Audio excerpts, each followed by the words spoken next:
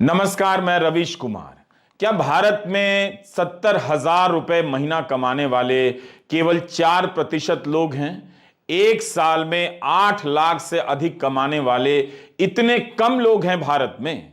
Goldman सैक्स नाम की एक वैश्विक वित्तीय संस्थान ने भारत के एफ्लुएंट क्लास समृद्ध लोगों पर एक रिपोर्ट प्रकाशित की है। इस रिपोर्ट में उसे भी समृद्ध मान लिया गया है जो 70,000 रुपए महीना कमाता है। आपको याद होगा, मई 2022 में एक सरकारी रिपोर्ट आई थी। इसमें बताया गया कि भारत में 25,000 रुपए प्रति माह कमाने वाले चोटी के 10% लोगों में आ जाते हैं। इन दोनों आंकड़ों को मिलाकर देखें तो भारत की गरीबी का विशाल समंदर दिखाई देता है और मुट्ठी भर ठीक ठाक कमाने वालों का तालाब भी। जो सबसे अमीर हैं, जाहिर है उनका टापू तो रहेगा ही। एक ऐसे देश में जहां कमाई इतनी कम है, सीमित है, वहां पांचवी बड़ी अर्थव्यवस्था होने का अभी से इतना जश्न मनाया जा रहा है। जब होगा तब ना जाने कैसे मनाएंगे। जब तब जीडीपी के गगनचुंबी आंकड़े आ जाते हैं। अब तो डबल डिजिट की बात ही बंद हो गई है। 7% से ऊपर जाने की संभावना पर ही ढोल नगाड़े पहले ही बजने लग जाते हैं। कोई भी मंत्री आ जाता है, अपने हिसाब से ट्रिलियन की घंटी ट्रिन ट्रिन बजा देता है। आप मुड़कर भी नहीं देखते और यकीन कर लेते हैं कि पीछे से कोई साइकिल आ रही है।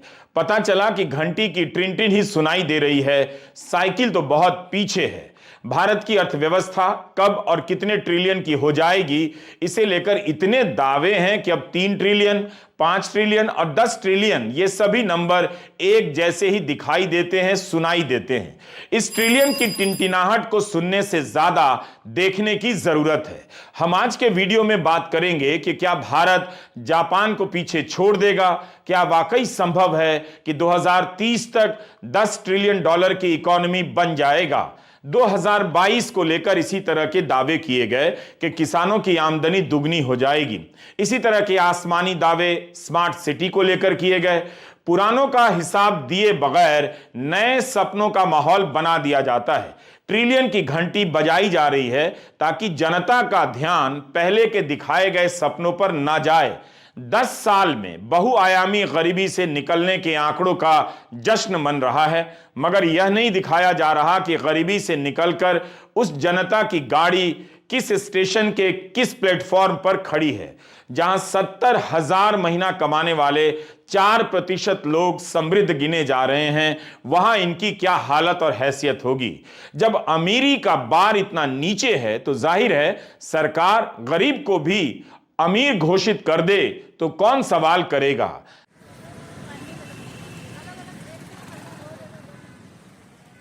जनता तो राममय होने में लग गई है। बाजार को पोस्टरों और धार्मिक ध्वजों से पाट दिया गया है।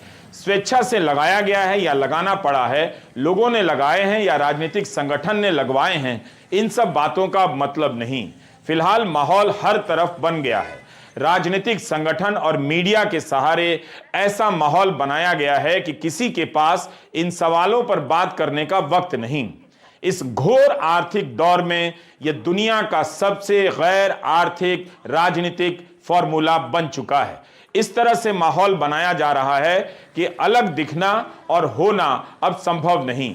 हाउसिंग सोसाइटी में लोगों ने रंग दिखाने शुरू कर दिए हैं। स्वेच्छा से चंदे के नाम पर दिन भर के कार्यक्रम तय कर दिए गए हैं। सभी को पता है कि केवल मंदिर का कार्यक्रम नहीं है, बीजेपी की राजनीति का भी है। लेकिन राम के नाम पर होने वाले इस कार्यक्रम के लिए हाउसिंग सोसाइटी वाले मिडिल क्लास चंदा देने में लगे हैं और मांगने में लगे हैं। लाउडस्पीकर का विरोध कभी किया करते थे, मगर लाउडस्पीकर लगवाने में लगे हैं, जबकि लोग पहले ही मंदिर के लिए घर घर से चंदा दे चुके हैं। हाउसिंग सोसाइटी में 22 जनवरी के दिन के लिए स्वेच्छा के नाम पर चंदा उगाही शुरू हो गई है। मंदिर के निर्माण के लिए लोग पहले ही चंदा दे चुके हैं। फरवरी 2021 में यह आंकड़ा 2000 करोड़ पार कर गया था। अब तो 5000 करोड़ हो ही गया होगा। सरकार भी अपने स्तर पर काफी खर्च कर रही है। 22 जनवरी के दिन आप देख सकेंगे कि जनता का कितना बड़ा वर्ग बीजेपी के तंत्र में समा चुका है। वो भी समा गया है जो इसका हिस्सा नहीं होना चाहता, क्योंकि अकेले नाम बीजेपी का नहीं, राम का भी तो है। चुनावी मौसम में भारत की अर्थव्यवस्था को लेकर बहुत सारे सपने दिखाए जाएंगे, इसलिए हमने सोचा कि देखा जाए कि 5 से 10 ट्रिलियन डॉलर की अर्थव्यवस्था को लेकर किस तरह की आशंकाएं उठ रही हैं। जीडीपी का ढोल इस तरह से पीटा जा रहा है, मगर उसी के शोर में यह सवाल गायब कर दिया जाता है कि आम आदमी की हालत सुधरी है या नहीं, उसे क्या मिला। उसकी आर्थिक स्थिति तो इस स्तर पर है कि खरीद कर उपभोग करने की क्षमता घटती जा रही है। हमारे पहले टर्म की शुरुआत में भारत वर्ल्ड इकोनॉमी में 10वें नंबर पे था। जब मुझे आप लोगों ने काम दिया तो हम अब 10 नंबर ही थे।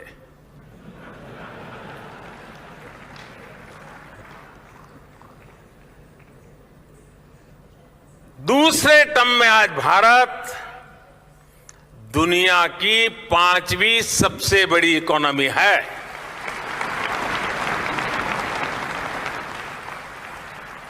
और ये ट्रैक रिकॉर्ड के आधार पर, बातों बातों में नहीं, ट्रैक रिकॉर्ड के आधार पर मैं कह रहा हूं, मैं देश को यह भी विश्वास दिलाऊंगा कि तीसरे टर्म में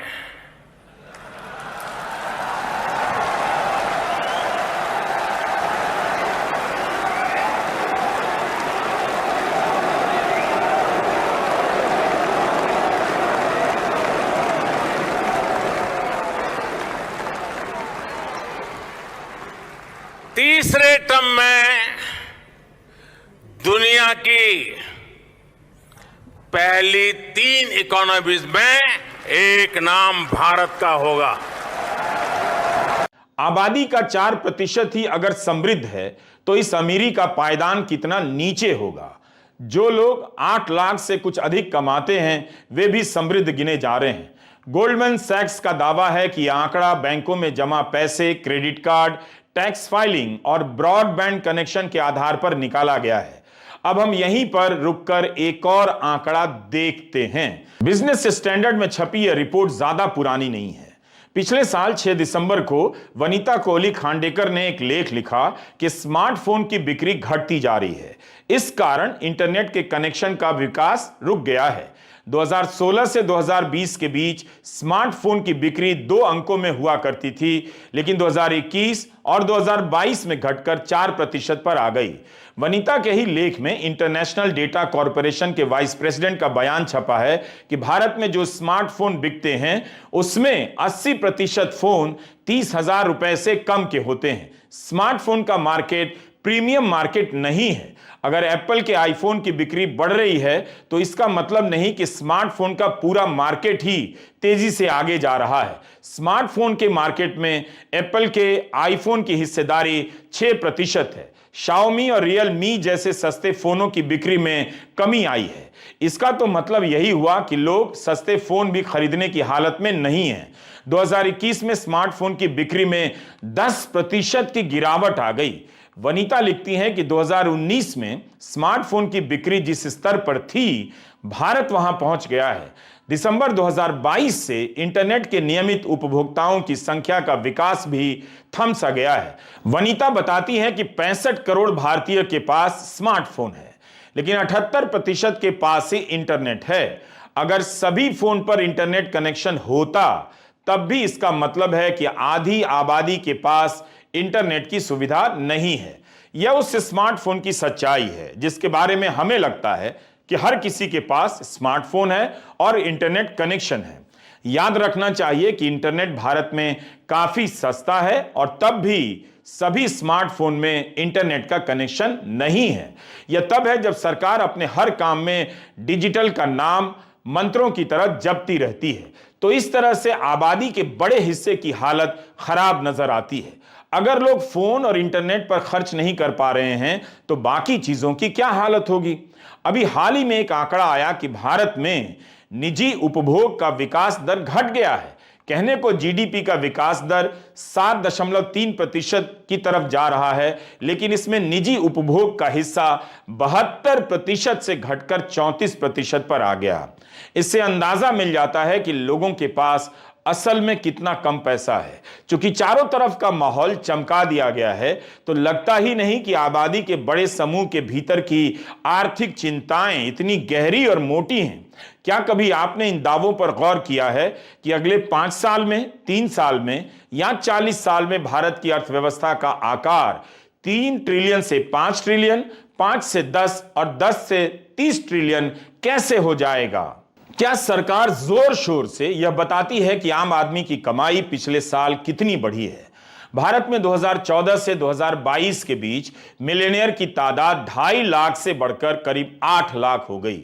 अमीर ही अमीर हो रहे हैं और उसी अमीर में से कुछ देश भी छोड़कर जा रहे हैं।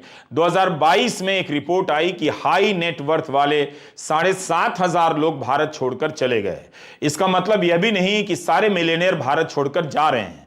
भारत में जितने मिलियनियर हैं उसका 1% से भी कम पलायन कर रहे हैं। उपभोक्ताओं की हालत खराब है। Gujarat state edible oils and oil seeds association की एक रिपोर्ट है कि मूंगफली का तेल महंगा हुआ तो सूरजमुखी का तेल खाने लगे। होटलों में पाम ऑयल का इस्तेमाल होने लगा। पाम ऑयल स्वास्थ्य के लिए अच्छा नहीं है, फिर भी लोग खाए जा रहे हैं भगवान का नाम लेकर। जीवन भर की बचत को सस्ती कारें खरीदने और शादी समारोह में फूंक कर भारत की समृद्धि छलक रही है। लेकिन सच्चाई यही है कि तेल का दाम बढ़ते ही सस्ते तेल की तरफ भागने लग जाते हैं। अब तो कारें भी महंगी होने लगी हैं। मारुति ने अपने सभी ब्रांड की कारों के दाम बढ़ा दिए। दूसरी कंपनियों ने भी अपनी कारों के दाम बढ़ा दिए हैं। भारत के कार का बाजार दहेज के कारण भी चलता है और कारें दहेज का पॉपुलर आइटम है, तो लोग मजबूरी में खरीदेंगे ही। लेकिन देखना होगा कि कीमतों में इस वृद्धि का कारों की बिक्री पर कितना असर पड़ता है। ऐसा नहीं है कि अखबारों में निर्यात के आंकड़े बढ़ने से लेकर तमाम आंकड़ों की धूम नहीं है, लेकिन जब बात आपकी कमाई और खर्चे पर आती है तब कुछ और भारत दिखाया जाने लग जाता है।